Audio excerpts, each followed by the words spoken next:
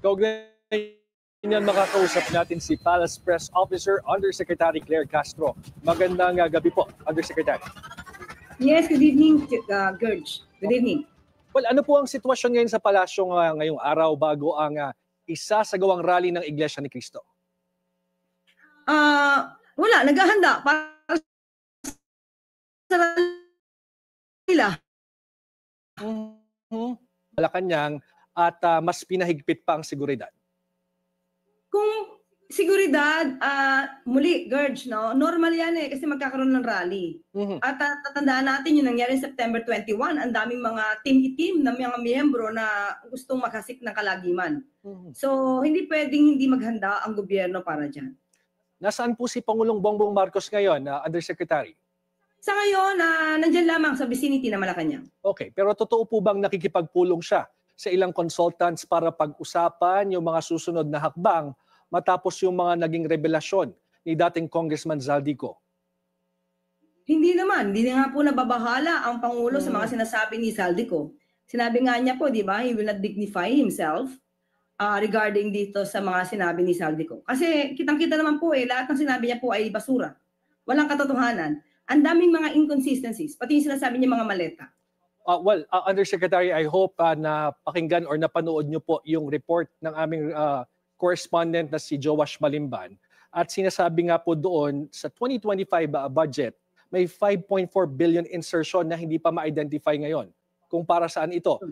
Nakita niyo na po ba ito and can you share something? Or would you like to... Hindi pa po, wala pa po akong nakita na ganyan. Ang alam ko po na nagdagdagang budget para sa ASEAN Summit for next year. Pero kung ito sasabi yung 5.4 insertion, wala pa po tayo nakikita. Okay, but will you look for it? Titingnan niyo po ba ito para maipaliwanag kung saan napunta or saan mapupunta? Bigyan niyo po muna ako ng kopya ng report ninyo para po makita natin. Okay, ito naman pong si Congressman Toby Tiangco, may naikwento po siya sa isang pahayag o isang interview sa kanya tungkol sa isang meeting noong November 24, 2024 sa Bahay Pangulo. Kinastigo daw ng Pangulo sina former Congressman Zaldico at dating Speaker Romualdez tungkol sa korupsyon at saka yung mga proyekto ng executive branch na tinanggal ng hindi nila nalalaman. Can you confirm this or ano po yung reaction nyo dito sa... Ano po yung tinanggal? Ulit po, ano po yung tinanggal? Mga proyekto daw po ng executive branch na tinanggal sa GAA o doon sa proposed budget po. What is your reaction? Sa ngayon, Gurj, ipagpaumanhin, hindi pa po tayo parte ng palasyo ng mga panahon na yan. At hindi ko mako-confirm kung totoo yung meeting na yan. So tingnan po natin. At pag may pagkakataon po, tatanungin po natin ang Pangulo patungkol dyan. Okay, but can you tell us ano po ang ginawa ng Pangulo nitong huling 30 oras? Last 30 hours since the bombshell mga statements nitong si former congressman ko? Kagabi po, nagkaroon ng event para po pasinayaan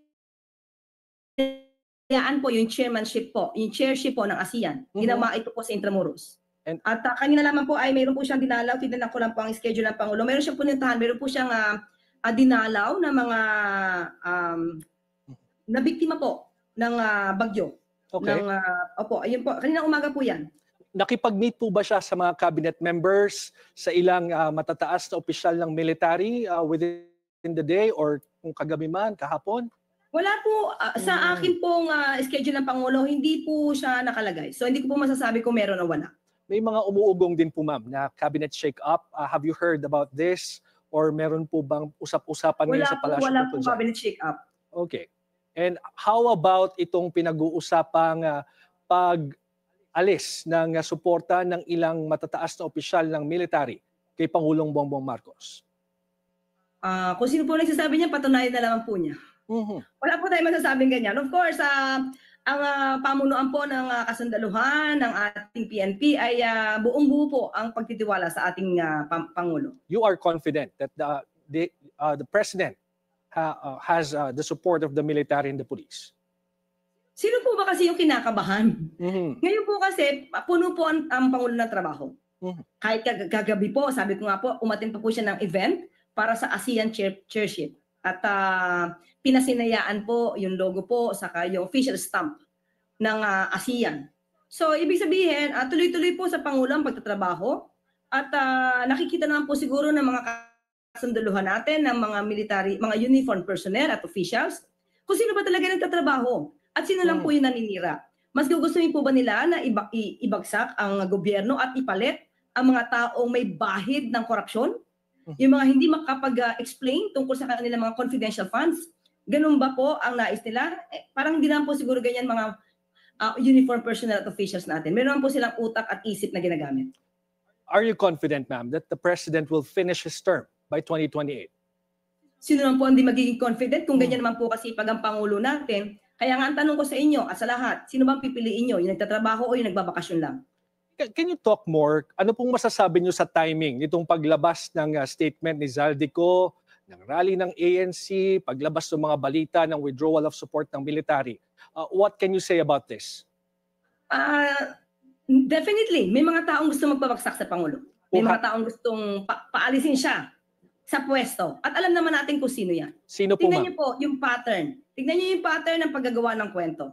Hindi ba parang puro mukhang AI? Although hindi ko masasabi kung AI yan. Pero makikita niyo kung gaano yung mga kasinungalingan.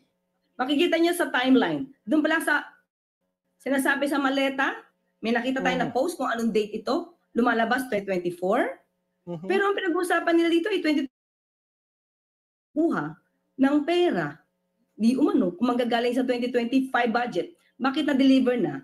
Hindi po yan na lumabas na kanina naka-post. Ang nakita po natin ay 2024. Sino po yung tinutukoy niyo, ma'am, na nasa likod nito?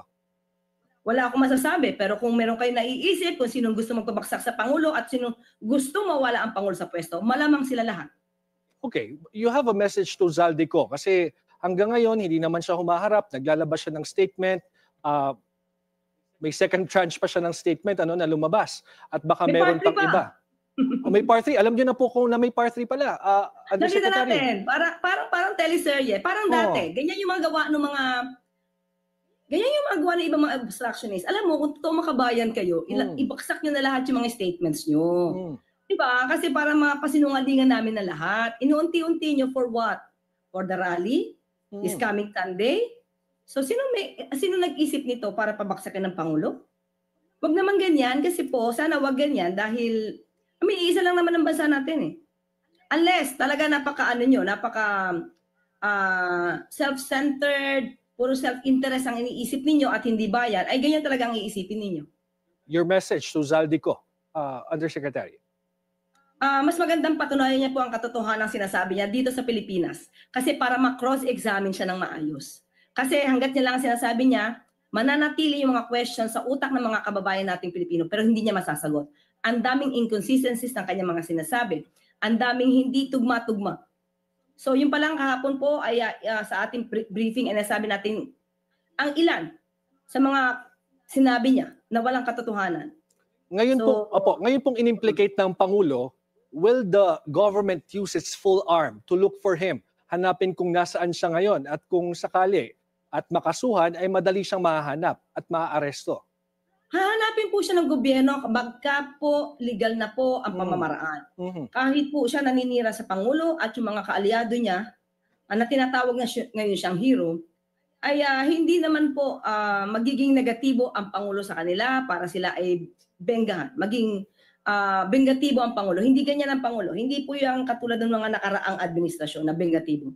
Ang Pangulo po, kung meron kayong nagawa na hindi tama sa batas, ang gagawin po na proseso ay dapat na aayon pa rin sa batas. Hindi po parang EJK Tokhang style. Ano? Bengatibo, ma'am, ang nabanggit yung term?